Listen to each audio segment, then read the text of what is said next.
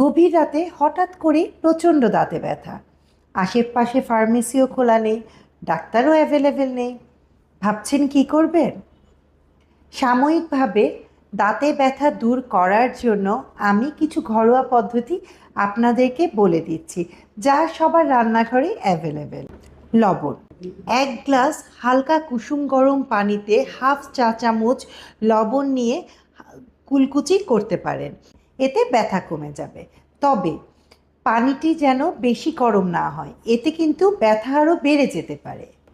যদি দাঁতের ক্যাভিটি অথবা গর্তের কারণে দাঁতে ব্যথা হয়ে থাকে, তাহলে ক্যাভিটি থেকে আগে ফুড পার্টিকেলগুলো ভালো করে ক্লিন করতে হবে। দেন সেই স্থানে 3 থেকে 4টি লবঙ্গ ছেঁচে লাগিয়ে রাখতে হবে, এতে ব্যথা কমে যাবে। কারণ লবঙ্গর মধ্যে রয়েছে ইউজেনাল, যা আমাদের অ্যান্টি ইনফ্ল্যামেটরি এবং অ্যানালজেসিক হিসেবে কাজ করে।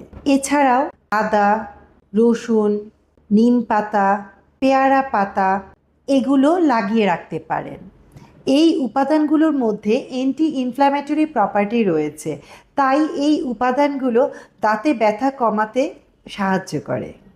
কিন্তু পরের দিন অবশ্যই আপনার নিকটস্থ একজন ডেন্টাল সার্জনের অ্যাপয়েন্টমেন্ট নিতে হবে।